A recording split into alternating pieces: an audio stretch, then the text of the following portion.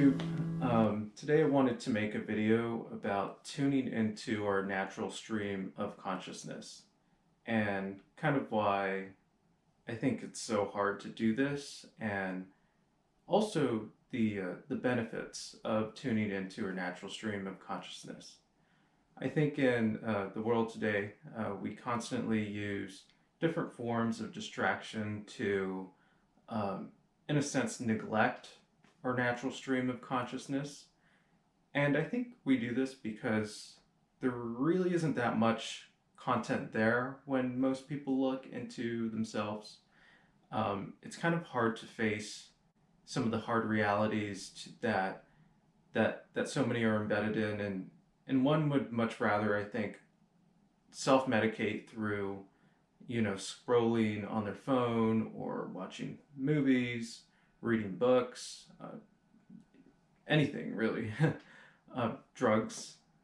There's so many ways to kind of dissociate from the self that I think we kind of do live our lives in a constant mode of dissociation, whether it be work or unhealthy relationships. We constantly try to run away from ourselves, and I think that when we do this, we only further hinder our relationship with ourselves, and we're unable to grow. So, um, with that being said, I think that when we do look inside and analyze our life and the different areas of our life, uh, we're better able to understand kind of where we're at. We're able to assess the situation and move forward in a more kind of like higher conscious mode. I think that when we make the bold move to decide to stop dissociating, to stop neglecting ourselves, we actually are able to tap into a deep mode of peace, a deep mode of almost relaxation and self-love, most importantly. When we do decide to face our natural stream of consciousness and analyze what's there, analyze our personal philosophies, analyze our motives, analyze what it is that we love, and whether we are actually living up to our own potential. I think that when we decide to really dig deep into the kind of like nooks and crannies of the self, that we're able to better move on forward in a way that ensures that one day we will be where we actually belong and move one step closer to that future perceived self that we also desperately want to become. So yes, on one hand, it's incredibly easy to be neglectful of the self and to tune into other things. But on the other hand, when we do the hard work, the inner work of looking within, we're able to move more gracefully, we're able to move more knowledgeably, and ultimately make better decisions. And if not make better decisions, then at least continue to move in a way, in a sense that everything that you are doing is cumulatively leading to where you belong. So I did a little self-analyzing last night, and I now feel a lot more peaceful. I think that I can move on about my day without feeling so much negative emotion as I did prior, because I did do some of the inner work. So let me tell you about an experience I had last night. I think some people would refer to this as meditating, and I don't really want to put a label on it. I feel like it's just reconnecting with the truest form of the self, but nonetheless, allow me to tell you about this experience I had last night. Let me preface this with saying that it is my birthday today, and I understand with birthdays there is a lot of self-reflection that happens around this time of your life. So I do want to say that, in a sense, like in this weird, distorted way, I'm biased because it is my birthday. So, on top of my own decision to reflect upon the self, is also the fact that I've lived another year. So, perhaps that does play a role into some of the positive emotion. But nonetheless, I don't want to undervalue the experience that I had last night. So last night I was on my phone. It was 11:50 p.m. and I told myself, "Hey Jonathan, how about for the last 10 minutes of you being 25, you turn off the phone and you just look inside, like just pay homage to yourself as a 25-year-old and as this being the final 10 minutes of you ever being 25. You'll never get it back. So just sit there with yourself and see what's there. Let's dive deep if we can, or not dive deep if we can't. Let's see what happens." So I turn off the lights, turn off the phone, and almost automatically my mind starts to kind of compartmentalize all the different areas of my life.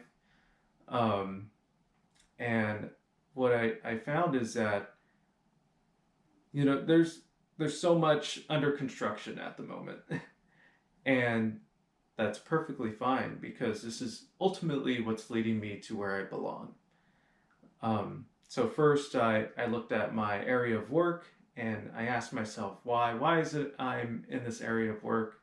I was able to find the answer, and the answer was a little bit selfish at first. It had to do with me healing and also with me becoming more economically free, which then led me to thinking, oh man, this is actually really selfish. Like I wish I was in work for a deeper mode, for a deeper level of kind of connection with others, in which I was also able to almost automatically counteract because I thought back to a prior video I did about how healing oneself is actually a form of healing others and healing society is at wide. So I was able to counteract that thought and say, you know what, John, although you are in work to, perhaps move on to another economic level and to heal yourself, you're doing this and it's actually going to bring up the people around you. It's going to bring up you, which is going to subsequently bring up the people around you and hopefully future clients that you see. Um, so with that thought, I was able to kind of find peace and find kind of a deeper sense of self-love. And ultimately, I do think that just analyzing that was incredibly therapeutic in every sense. Now I think I'll be able to go into work with perhaps lower blood pressure and less conflicting thoughts about why it is that I'm here and if I'm actually doing a good job. I've already done the work of understanding why I'm there. Now I can finally be more present with the people that I work with and with my work in general. So that is just one area of my life that I was able to kind of more deeply dissect and ultimately come out with a level of peace. Um, the next part of my life that I decided to dissect was my kind of obsession with exercise. I exercise 4 times a week. I lift weights and I run 4 to 5 times a week. And I really wanted to get down to the bottom of why is it that I feel so compelled to exercise. So I started asking myself the hard questions. Why is it that you exercise? At first, I thought, I was thinking, are you trying to compensate for something that you lack? And I was just genuinely honest with myself and said, no, I'm really just trying to uh, promote my longevity and my health. Um, and I think that, when I do exercise, I am digging into a deeper and reconnecting and connecting with my most genuine self. The part of me that loves pain, the part of me that loves endurance, and the part of me that embraces the hardship. So getting in tune with that part of me is essential to my well-being. It has always been ever since I was a teenager. Um, so I was able to leave that area once again with more peace, and I believe that now in future sessions of workout sessions, I'll be able to enter them a little bit more with a little bit more calm state of mind. And one thread I want you guys to kind of take away from this is that almost every time I analyze my life, there's some conflict, but then there's resolution. The framework, I go into it, I look at it, and the framework is built like this, and then I mend it into something that's more positive. And I think this is the beauty of kind of looking at your stream of consciousness, is that yes, you're able to see things for what they are, but you're also able to add in your own perceptions. You're also able to add in your own hopes for what you think and what you for your future perceived self. So, with that being said, I don't want to dive in much deeper in the areas of my life. That's very personal. But I just want this to serve as an example of what you looking into your own stream of consciousness could look like, and how you could perhaps look into different areas of your life and ask yourself those hard questions. Ask yourself about your motives. Ask yourself about what you really want out of whatever behavior that you're doing or whatever thing that you're manifesting. Is it a genuine reflection of the self? Is it something that's selfish? Is it something that is being motivated so others could see you do something? What are the motivations? And this isn't to say that yeah, perhaps I am motivated by my peers, and I want to present this image. I'm sure me making this video is, in a sense, is that. And at a certain level, that's completely healthy. At another level, perhaps it does need some fixing. Um, but I do think that when we finally just address the self and kind of face the prison cemented jail cell of our mind, we could oftentimes come out with a certain level of peace that derives beautifully just from ourselves. With that being said, thank you for making it to this part of the video. I really appreciate your time. Any time you put into watching my videos, and may you have a great rest of your day.